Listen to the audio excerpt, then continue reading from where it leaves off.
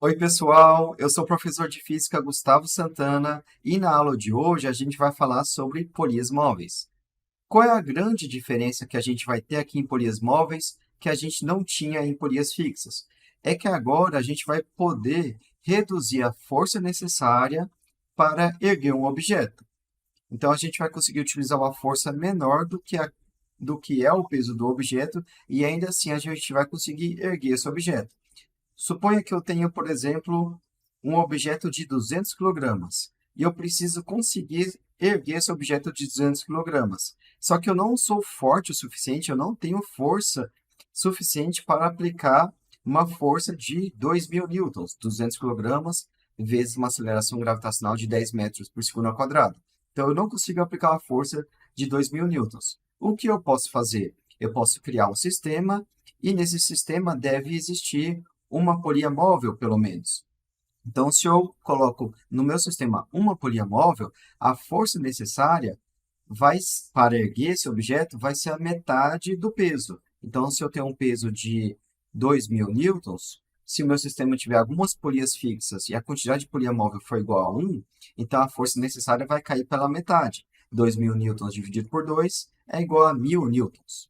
E se eu tiver eu adiciono uma outra polia móvel, a força necessária vai cair pela metade de novo. De 1.000 newtons cai para 500 newtons. Eu vou precisar aplicar 500 newtons e eu vou conseguir erguer esse objeto.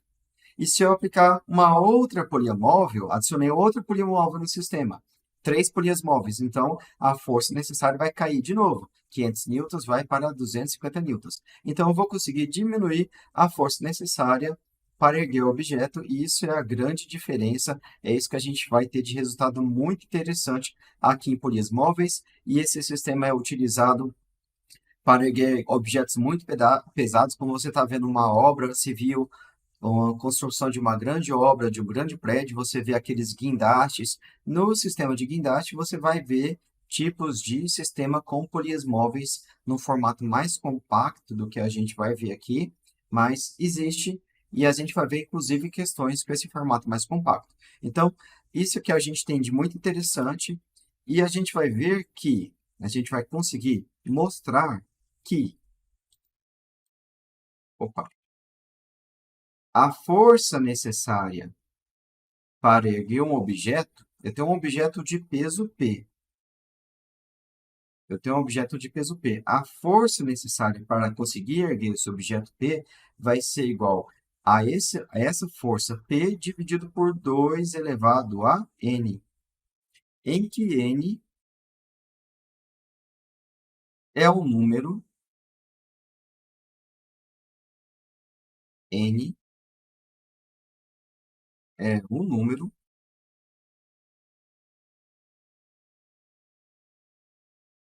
de polias móveis.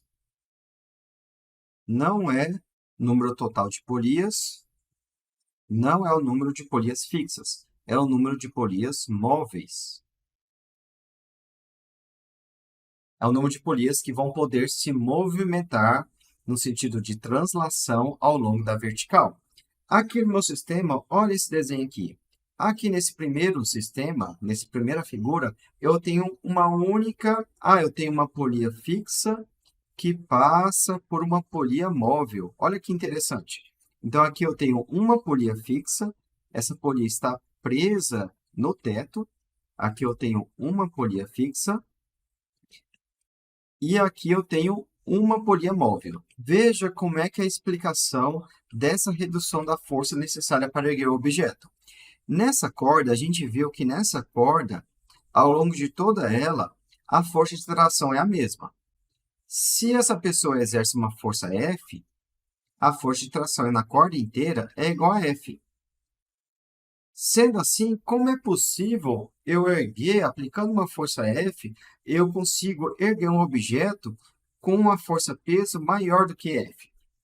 É porque aqui eu tenho uma outra corda. Eu tenho uma corda aqui que eu vou pintar de azul.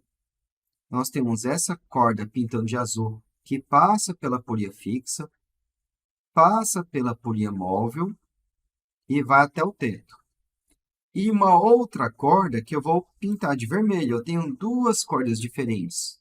Por isso, eu vou conseguir ter forças diferentes. Este peso A, aqui nós temos um bloco A muito pesado e o seu peso é igual a P. Vamos fazer um diagrama de corpo livre desse peso aqui. Nós temos a força peso atuando sobre ele para baixo e essa corda que eu pintei de vermelho vai exercer uma força peso para cima. Então, estamos supondo que esse bloco está em equilíbrio dinâmico. A força para baixo é igual à força para cima e esse bloco A está em equilíbrio. Então, essa corda em vermelho vai exercer uma força igual a P sobre esse bloco. Por consequência, o bloco está exercendo uma força P sobre essa corda, certo? Então, aqui, eu tenho agora um diagrama de corpo livre, eu estou analisando apenas essa polia juntamente com a corda em vermelho, certo? Existe a força peso para baixo, e nessa corda, a gente viu que as forças são iguais ao longo de toda a corda. E eu tenho aqui, aplicando sobre essa corda para cima, o contato de dois fios. Aqui eu tenho uma força T para cima, e do outro lado, no outro pedaço de fio, há uma força T para cima. Eu tenho duas forças de tração. Então, olha só, eu tenho uma força peso para baixo e duas forças de tração para cima. No equilíbrio dinâmico, a gente vai ter que 2T, o somatório de forças para cima atuando sobre a polia, é igual à força peso, a força que está para baixo. Portanto, a força de tração vai ser igual a P dividido por 2. Beleza? Então, a gente vai conseguir. E essa força de tração, ela está em toda a corda. E a força que a pessoa vai executar, vai exercer, também vai ser igual a T. Ou seja, a pessoa vai conseguir aplicar uma força T, e essa força T vai ser igual a P dividido por 2. Aplicando uma força que corresponde à metade da força peso desse bloco, eu vou conseguir manter o equilíbrio dinâmico, ou seja, eu vou conseguir erguer esse bloco para cima com uma velocidade constante. Uma mínima adição de força, eu vou conseguir dar aceleração para cima a esse objeto A, certo? Então, olha que interessante, a gente vai conseguir empregar uma força menor do que a força peso e ainda assim conseguir erguer esse bloco. Por que isso acontece? Como é que isso a gente conseguiu, fazendo o diagrama de corpo livre de cada tipo, de cada componente, a gente conseguiu ver que a força é menor. Mas como isso é possível? Como é que uma força menor do que o bloco vai conseguir erguer? Veja que essa corda em azul, ela está presa aqui no teto. Então, uma parte da força é exercida pelo teto. O teto vai estar empregando o resto da força necessária para erguer esse objeto. Então, é por isso que a gente vai conseguir aplicar uma força T está sendo executada pela outra pessoa e a outra força está sendo executada pelo teto. Beleza? Interessante demais, né? E se a gente adicionar outra polia móvel? Antes de adicionar outra polia móvel, vamos ver essa figura. Essa figura eu tirei de um livro, e eu estou pegando essa figura porque ela mostra muito bem, é um desenho muito bem feito, aqui mostrando uma polia fixa, aqui mostrando uma polia móvel. Aqui a gente tem uma corda, olha essa corda. Essa corda passa por cima da polia fixa, vem aqui, passa pela polia móvel e é presa no teto. Nós temos aqui a outra corda, a corda ligando a polia móvel ao bloco. Temos aqui também uma terceira corda, mas essa terceira corda nem era necessária, né? A gente poderia ter essa polia já presa aqui no teto.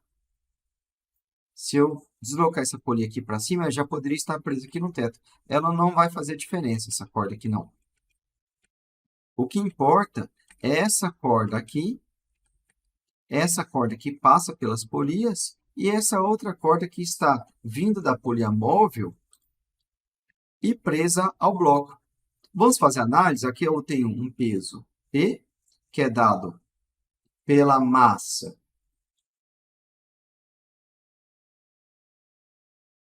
este peso P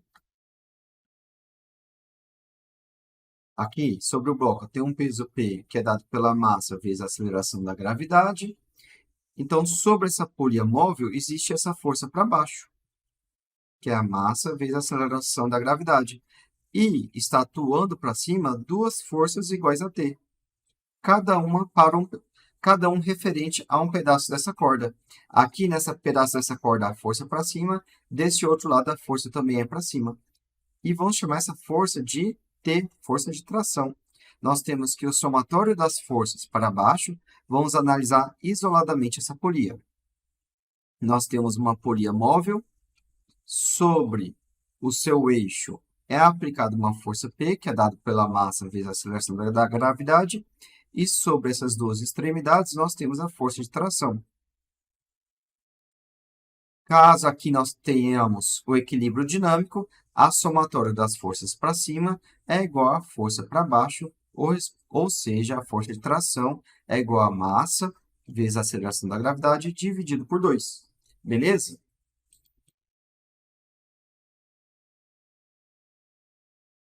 E se a gente adicionar uma outra polia móvel? Adicionei uma outra polia móvel aqui, ó.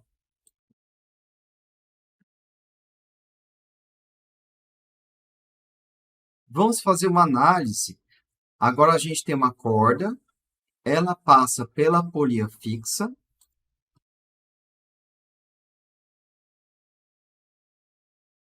A gente tem uma corda, ela passa pela polia fixa. Vamos pintar essa corda de azul.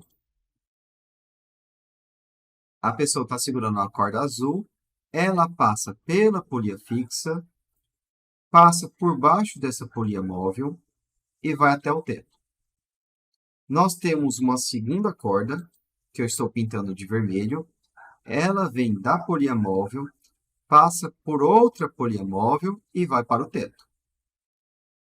E agora, na outra corda, que vamos deixar de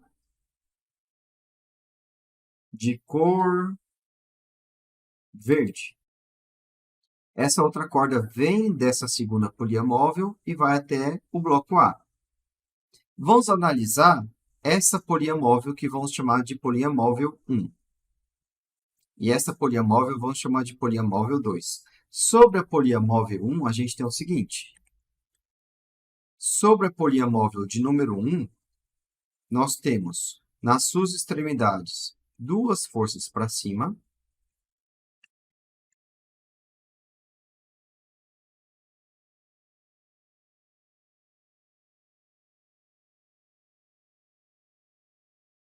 E uma força para baixo.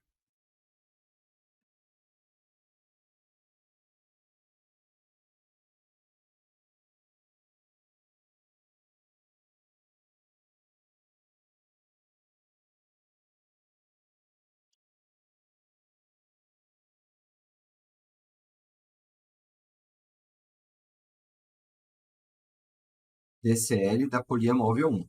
Nós temos duas forças para cima e uma força para baixo. Logo, a tração nessa corda aí em vermelho é dada pelo seguinte: 2T é igual a P, caso a gente tenha o equilíbrio dinâmico. Então, a tração é igual a P dividido por 2. Se eu for aplicar uma força na polia, se eu for aplicar uma força na corda em vermelho, a tração vai ser dada por isso aqui. Mas a gente tem ligado essa corda em vermelho um outro sistema e a corda que passa por ela é a corda de cor azul. Vamos fazer um DCL da polia móvel de número 2.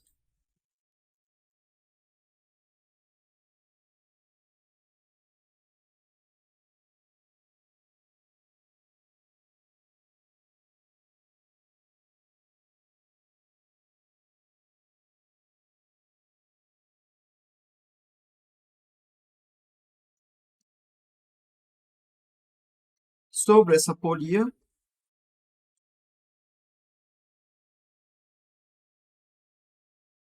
vamos analisar isoladamente a polia de número 2. Olha aqui, ó. Olha essa figura, apenas essa região que eu estou circulando. Sobre essa polia de número 2, nós temos uma força para baixo, que é a força exercida pela corda em vermelho, e duas forças para cima, exercida pelos pedaços da corda de cor azul. Então, a gente tem uma força para baixo e duas forças para cima.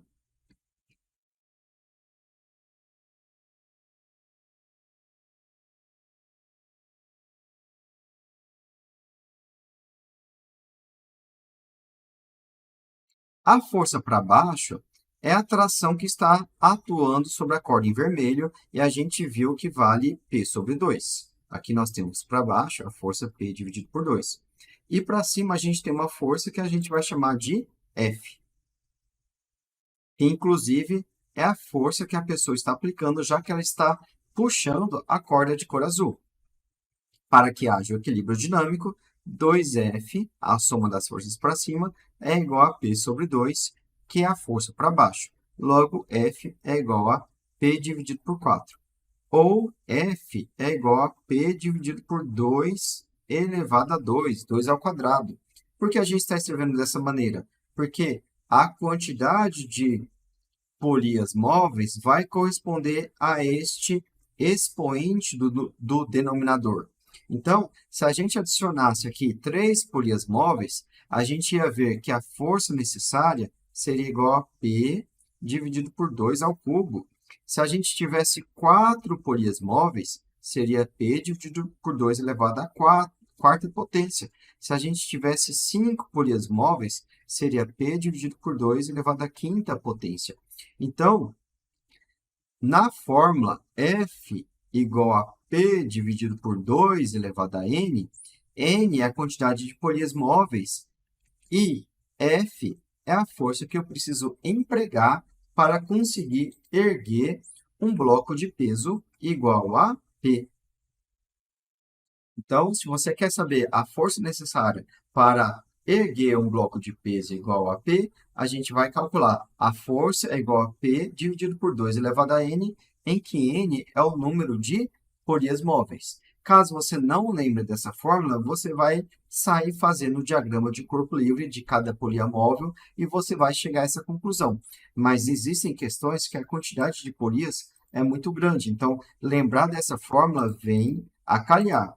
Vamos fazer uma questão da UNB. A figura acima ilustra a situação em que um homem exerce uma força no fio para manter o corpo de 120 newtons. Então, aqui nesse bloco, esse bloco, ele tem uma força-peso, sobre ele atua uma força-peso de 120 newtons. E está em equilíbrio estático, por meio de um sistema de rodanas. Os fios são inextensíveis e têm massas desprezíveis. As polias são ideais, isto é, não tem peso e não há atrito entre elas e os fios. Considerando que T seja a tensão nas cordas, assinale a opção corretamente ao esquema que melhor descreve o diagrama de forças na polia mais próxima de 120 newtons. Então, a gente quer ver quais são as forças que atuam nessa polia aqui, ó. Aqui nós temos, que eu estou destacando de azul, uma polia móvel. Essa polia aqui, ó, eu tenho uma polia móvel. Atua sobre essa polia uma força para baixo de 120 newtons. Atua essa força para baixo de 120 newtons. E as cordas que passam por ela, a corda que passa por ela, vai exercer forças para cima. Então, olha só como é que fica a figura. A gente tem uma força-peso de 120 newtons e duas forças para cima. Essas forças podemos chamar, por exemplo, de T, força de tração no fio.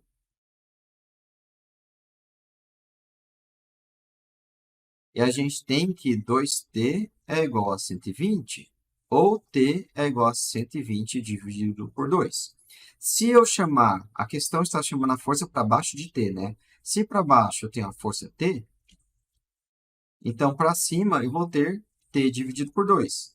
T sobre 2 aqui e T sobre 2 por aqui, porque a soma das forças para cima vai ser igual a T, que é a força para baixo.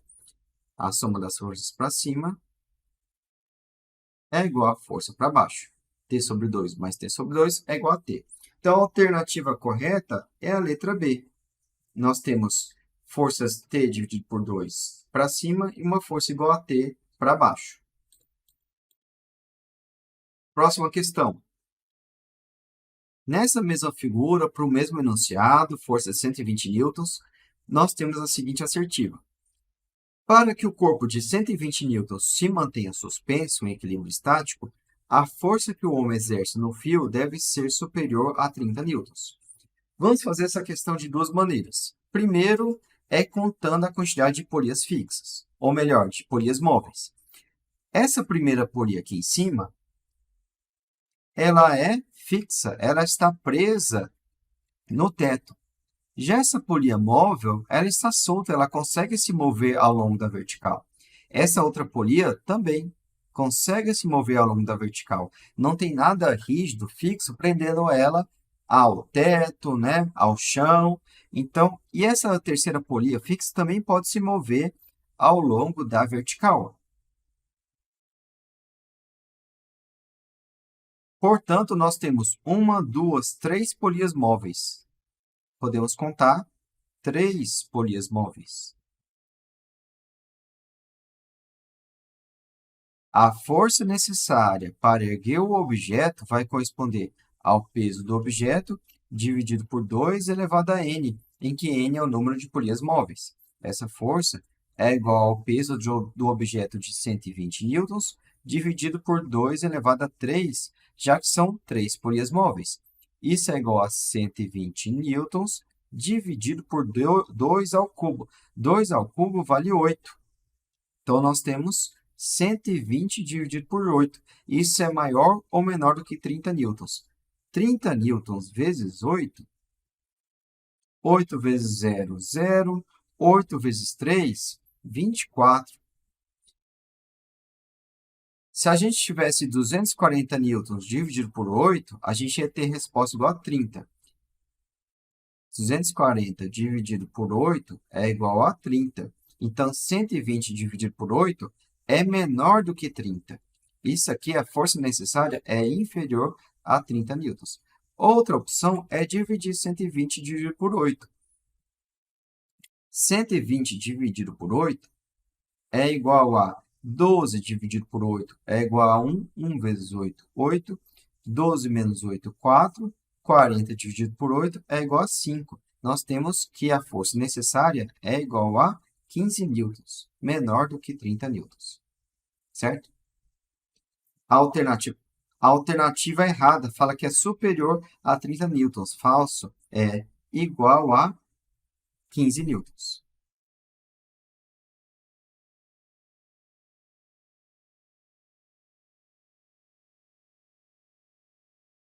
Próxima questão.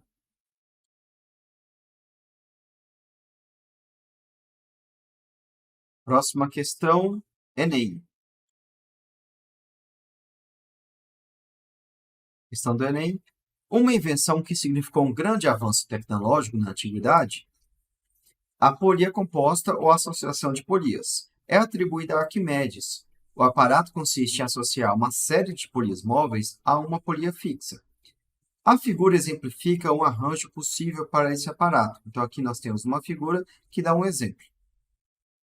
É relatado que Arquimedes teria demonstrado para o rei Hierão um outro arranjo desse aparato, movendo sozinha sobre a areia da praia. O navio repleto de passageiros e cargas, algo que seria impossível sem a participação de muitos homens.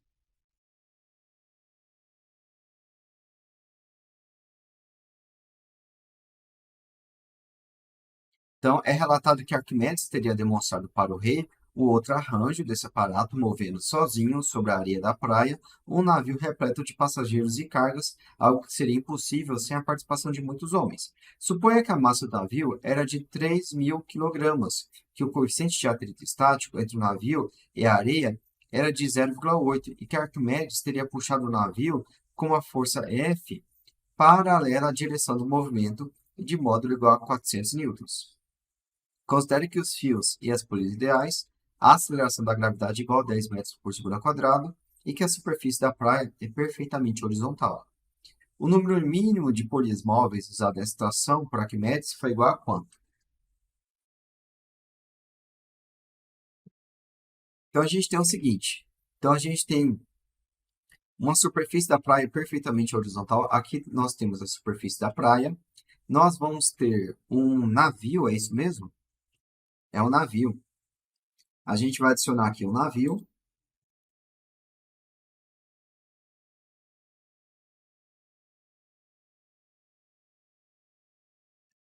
Aqui nós temos um navio.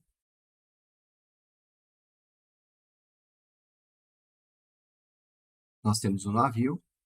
E a gente vai aplicar uma força, a gente vai conseguir aplicar uma força e mover esse navio.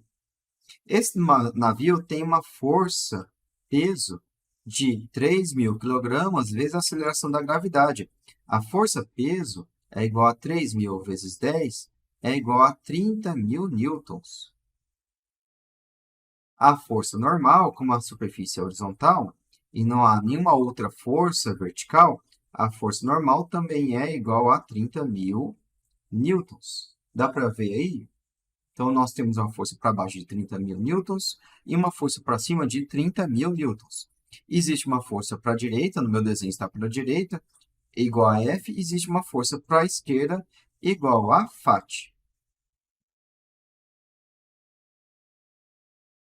Os homens, eles vão aplicar uma força F ao sistema que contém polias móveis, e a força dessa força F, a força que vai ser empregada no navio, é uma força F multiplicado por 2 elevado a n.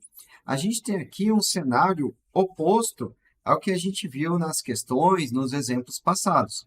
Nos exemplos passados, a gente tinha uma força T aqui, uma força T aqui, e a gente via que a força necessária para erguer esse objeto que tem um peso t seria t dividido por 2 elevado a n. Aqui a gente está fazendo o contrário. A gente tem a força F, então a gente vai ver que a força necessária para erguer, para mover esse objeto, vai ser F multiplicado por 2 elevado a n, certo?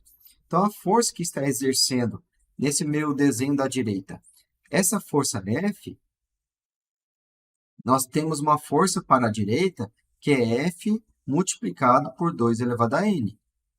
Essa é a força que vai chegar no meu navio. A força que os homens estão aplicando, mais a força que vem do teto, dessa parede aqui, juntamente com o meu sistema, que o meu sistema vai propiciar, é a força F multiplicado por 2 elevado a n. Essa força para a direita e a força para a esquerda é a força de atrito. Então, nós temos que a força para cima, é igual à força normal, e a força para baixo, que é a força peso, vão se cancelar, e a força para a direita deve ser igual à maior força de atrito. Se a força para a direita for igual à força de atrito, meu navio vai se mover, mas vai se mover com uma velocidade constante.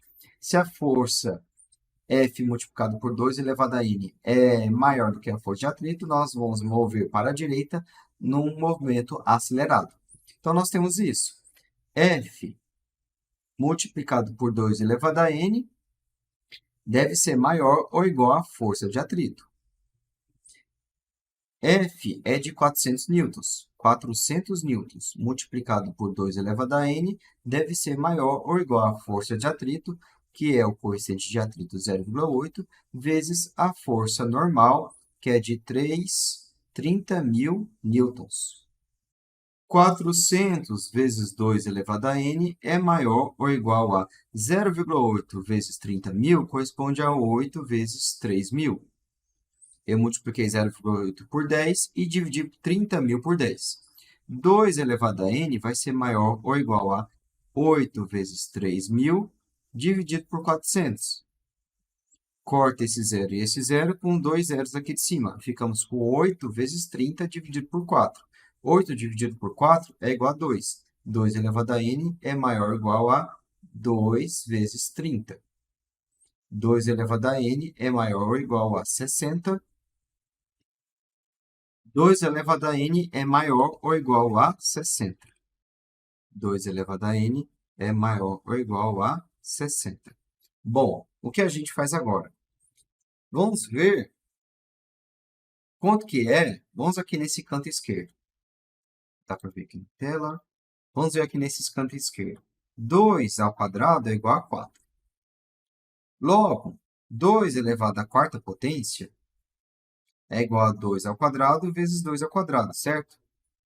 Porque 2 ao quadrado vezes 2 ao quadrado corresponde manter a base e somar os expoentes. Ficamos com 2 elevado à quarta potência, certo? Então, 2 elevado à quarta potência é 2 ao quadrado vezes 2 ao quadrado, que é igual a 4 vezes 4, que é igual a 16. Ainda não chegamos lá. A gente quer ver número maior ou igual a 60.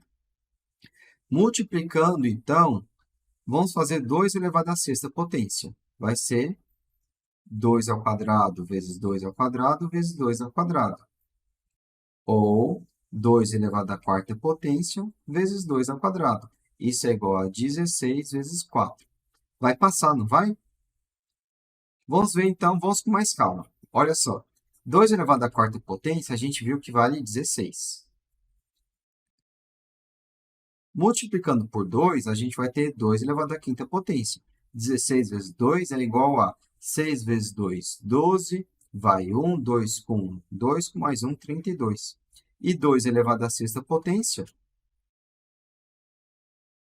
é 32 vezes 2, que é igual a 64. Então, a gente viu o seguinte, a gente quer que 2 elevado a n seja maior que 60. Não vai ser, n não pode ser igual a 5, porque 2 elevado à quinta não é maior que 60, é menor que 60. 2 elevado à quinta é igual a 32. Já 2 elevado à sexta potência é maior que 60, porque 2 elevado à sexta potência vale 64. Então, o menor valor de n é igual a 6. N é 6, número mínimo de polias móveis. Número mínimo de polias móveis é igual a 6. E se a questão perguntasse assim, qual é o número mínimo de polias? E o enunciado diz que tem uma polia fixa. Bom, a gente viu que são 6 polias móveis, adicionando com uma polia fixa, a gente tem um número total de 7 polias. Mas não foi esse caso. A questão perguntou o número mínimo de polias móveis. E esse n aqui é o número de polias móveis. N é igual a 6, alternativa correta é a letra B. Próxima questão.